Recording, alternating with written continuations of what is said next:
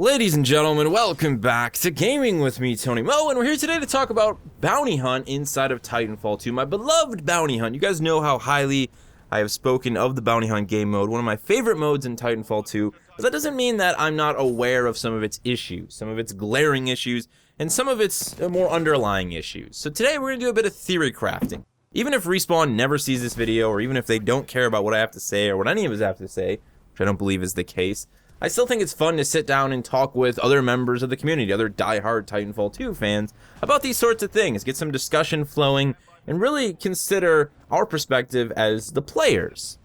I think there's a lot of value in that, and I also think it's really enjoyable. So, again, we're going to do some theory crafting today on how I feel we could improve the Bounty Hunt game mode, make it a better experience, make it feel a bit less random, and add some strategic layers to it that are currently missing.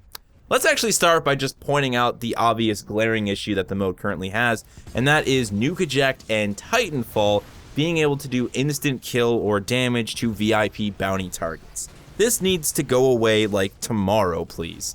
The problem is those VIP bounties, they're supposed to show up, and even when there's two of them, not just one, they're supposed to be points of interest and points of conflict. They're supposed to be portions of a match of Bounty Hunt in which the two sides, both player teams, clash together to harass and try and steal the other player's bounty. You know, those are $500 bounties. Those are worth a lot of money. That could bring your team back from a loss, a deficit, or put your team even further in the lead.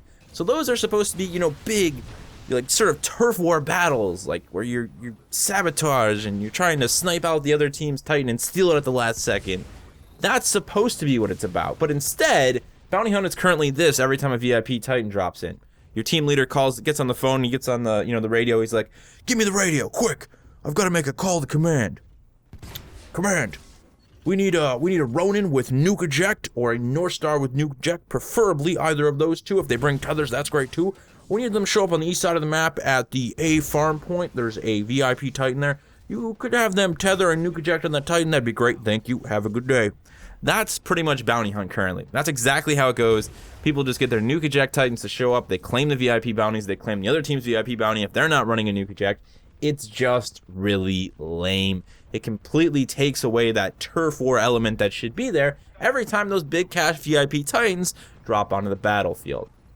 Even the Titanfall element of it, being able to push a bounty into a corner or tether it and then drop a friendly Titan onto it, it's just not fun. And the number of times that I've had a Titan stolen from me by that tactic is just too many times to count and way too frustrating. It just takes away so much of the PvP aspect of Bounty Hunt. It needs to go, please, as soon as possible. Let's move forward though. Bounty Hunt, even for a veteran player, can feel a bit random at times. I think that the mode struggles somewhat to really convey to the player exactly how much worth is currently available on the battlefield. The only thing that actually gets a money tag is the VIP targets. Every time a VIP target drops in, it lets you know Titan VIP 500 credits. They're always worth 500 credits for the most part. That's the only time we really get a direct cash sum. Now, when the farming points show up, so when we have like A and B and, the single point at the start of a match, they do tell us the number of enemies that are on the field, but we don't actually have a value or a worth amount for those. You'd have to do the math yourself.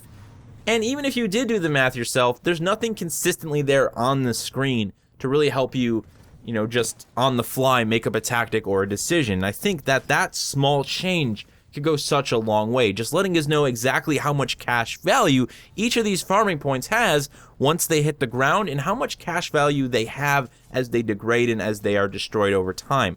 Because right now all we have is sort of a meter letting you know once everything's been eliminated, the point has been cleared out. Again, we see the number of each enemy type.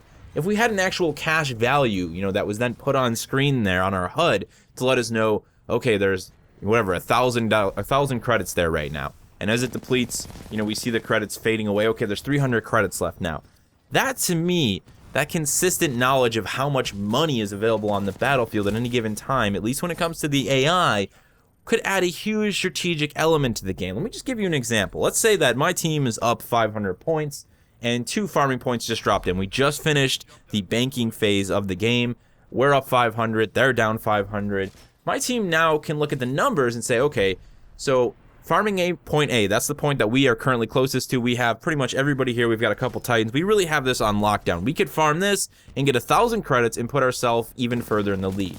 And if they farm all their 1,000 credits, they'll still be 500 behind. So we could do that. But what if we got greedy? What if we really wanted to shut them down?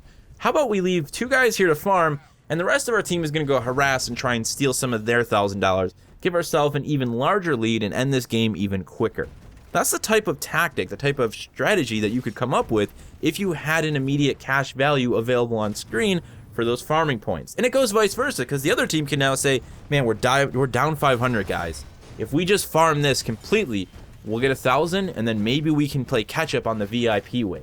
You see what I'm saying already? There's already an extra layer of tactics and strategies that can be thrown into the game just because of that cash value knowledge. It makes it easier for everyone to do quick math and to figure out what they need to do to support their team and to help them push their way into the lead, further into the lead, or to recover from a loss, so on and so forth. That's really the big thing for me, and I think when we see a lot of new players make their way into Bounty Hunt, it's even more confusing for them. I played with a friend of mine who picked up the game just recently, and Bounty Hunt to him was like, okay, so what should I actually be doing? You know, and once he realized the importance of farming, he spent more time on that. But obviously there is value to being sort of a slayer, someone who hunts down pilots. I just think that additional set of numbers and that being on screen all the time would just add a lot of value for everyone. Whether you're playing as a team or whether you're in pubs, we're just playing with randoms. Just having a more clear view of what's happening and how you could influence your team's success would go a long way in boosting the overall enjoyment level, the overall fun factor, and again, the overall strategic nature of the Bounty Hunt game mode. Now, I know a lot of you guys are going to point out the whole, issue or the idea of camping around the banks, but honestly, that's just the way the banks work. It's all about making sure that your bank is clear before you do a cash-in. That's sort of the risk-reward of Bounty Hunt. It's not just about farming and then being able to turn in all your cash for free. You now have to go to that second, that third portion of the mode where it's like, okay, we got to cash in, we need to defend, and that's also obviously another strategic opportunity to delay the other team's progress, to put them, to hold them back from, increasing their lead, to help your team make a comeback. So I don't think that needs to be taken away. Some people mention the idea of the banks moving around the map, not always being in the same place.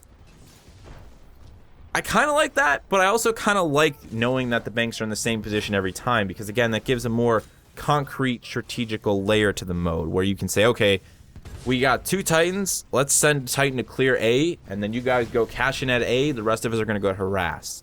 Again, I know in a public play environment that's not the case, but I don't think that we can always modify a game mode just for the sake of people who only play, solo queue like I do. I'm more than happy to accept that. I like the way it works now. I understand that it's more designed for people who actually coordinate and have a team, but I'm okay with taking that hit as someone who solo queues. So there you go. My thoughts on Bounty Hunt, guys, how we can step it up to the next level, make it a mode that more people flock to, that more people enjoy, and a mode that all in all just feels a bit less random more of the time.